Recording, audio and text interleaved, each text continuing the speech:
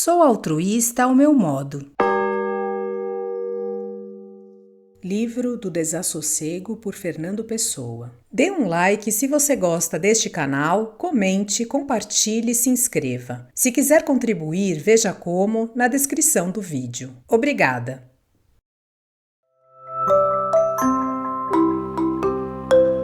Segunda parte, os grandes trechos.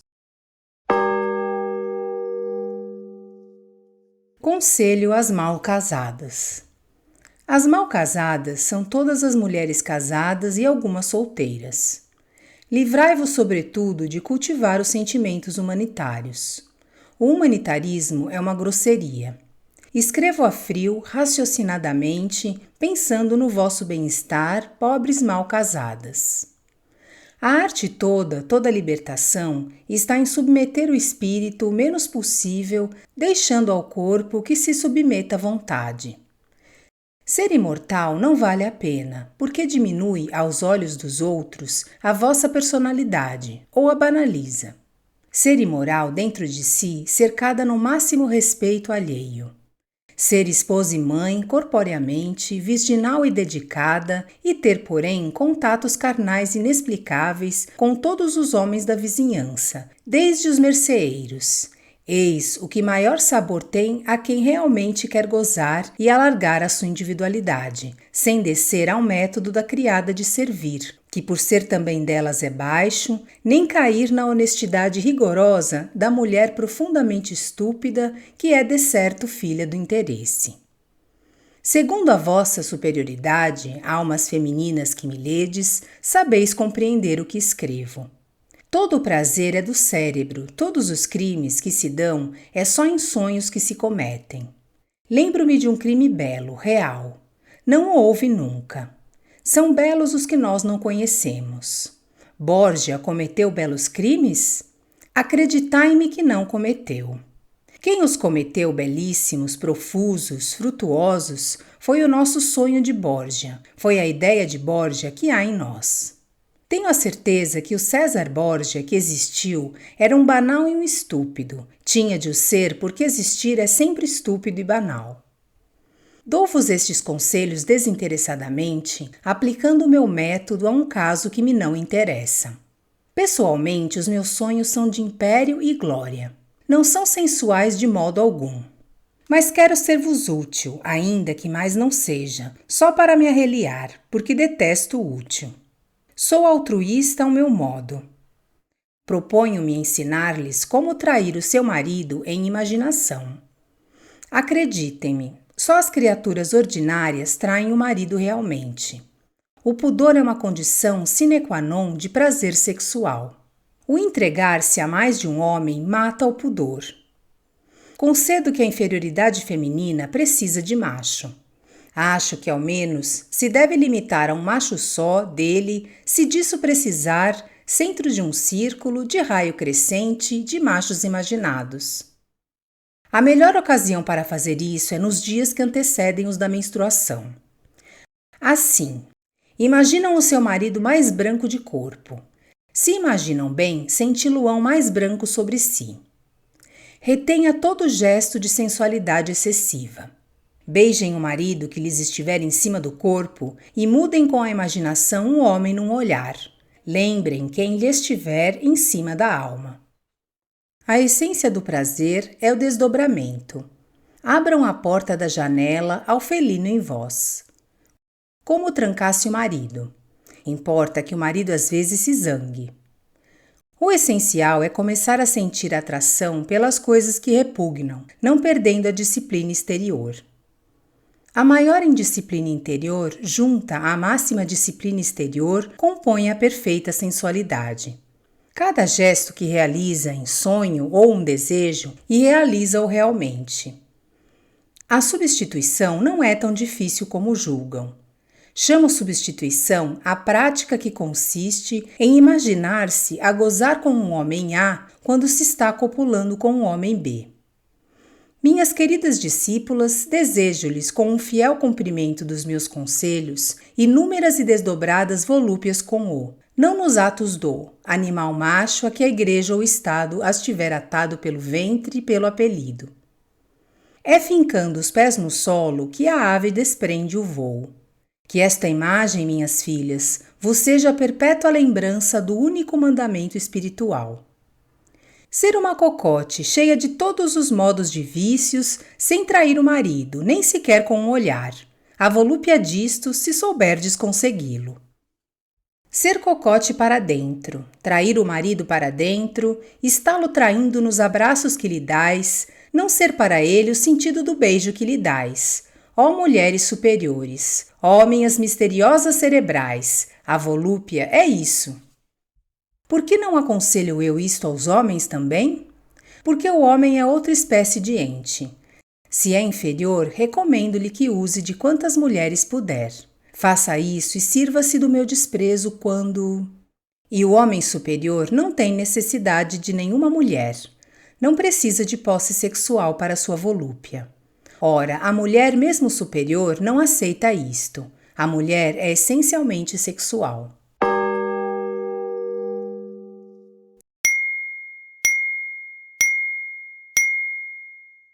Declaração de diferença. As coisas do Estado e da cidade não têm mão sobre nós. Nada nos importa que os ministros e os áulicos façam falsa gerência das coisas da nação. Tudo isso se passa lá fora como a lama nos dias de chuva. Nada temos com isso que tenha que ver ao mesmo tempo conosco. Semelhantemente, não nos interessam as grandes convulsões, como a guerra e as crises dos países. Enquanto não entram por nossa casa, nada nos importa a que portas batam. Isto me parece que se apoia num grande desprezo pelos outros. Realmente tem apenas por base o nosso apreço cético por nós próprios. Não somos bondosos nem caritativos, não porque sejamos o contrário, mas porque não somos nem uma coisa nem a outra. A bondade é a delicadeza das almas grosseiras. Tem para nós o interesse de um episódio passado em outras almas e com outras formas de pensar. Observamos e nem aprovamos, nem deixamos de aprovar. O nosso mistério é não ser nada. Seríamos anarquistas se tivéssemos nascido nas classes que a si próprias chamam desprotegidas, ou em outras quaisquer de onde se possa descer ou subir. Mas, na verdade, nós somos, em geral, criaturas nascidas nos interstícios das classes e das divisões sociais. Quase sempre naquele espaço decadente entre a aristocracia e a alta burguesia, o lugar social dos gênios e dos loucos com quem se pode simpatizar. A ação desorienta-nos em parte por incompetência física, ainda mais por inapetência moral. Parece-nos imoral agir. Todo o pensamento nos parece degradado pela expressão em palavras que o tornam coisa dos outros, que o fazem compreensível aos que o compreendem. A nossa simpatia é grande pelo ocultismo e pelas artes do escondido. Não somos, porém, ocultistas. Falha-nos para isso a vontade inata e ainda a paciência para educar de modo a tornar-se o perfeito instrumento dos magos e dos magnetizadores. Mas simpatizamos com o ocultismo, sobretudo porque ele só exprime-se de modo a que muitos que leem, e mesmo muitos que julgam compreender, nada compreendem. É soberbamente superior essa atitude misteriosa. É, além disso, fonte copiosa de sensações do mistério e de terror. As larvas do astral, os estranhos entes de corpos diversos que a magia cerimonial evoca nos seus templos, as presenças desencarnadas da matéria deste plano que pairam em torno aos nossos sentidos fechados, no silêncio físico do som interior, tudo isso nos acaricia com uma mão viscosa, terrível, no desabrigo e na escuridão.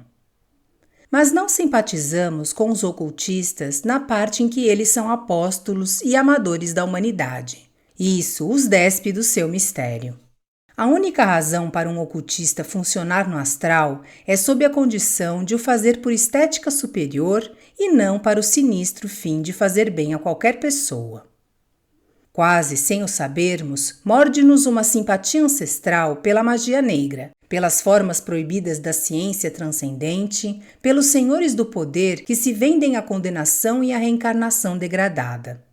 Os nossos olhos de débeis e de incertos perdem-se com um cio feminino na teoria dos graus invertidos nos ritos inversos, na curva sinistra da hierarquia descendente. Satã, sem que o queiramos, possui para nós uma sugestão como que de macho para a fêmea. A serpente da inteligência material enroscou-se-nos no coração como no caduceu simbólico do Deus que comunica, Mercúrio, senhor da compreensão. Aqueles de nós que não são pederastas desejariam ter a coragem de o ser. Toda a inapetência para a ação inevitavelmente feminiza.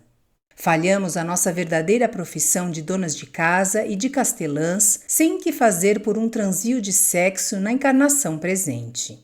Embora não acreditemos absolutamente nisto, sabe ao sangue da ironia fazer em nós como se o acreditássemos.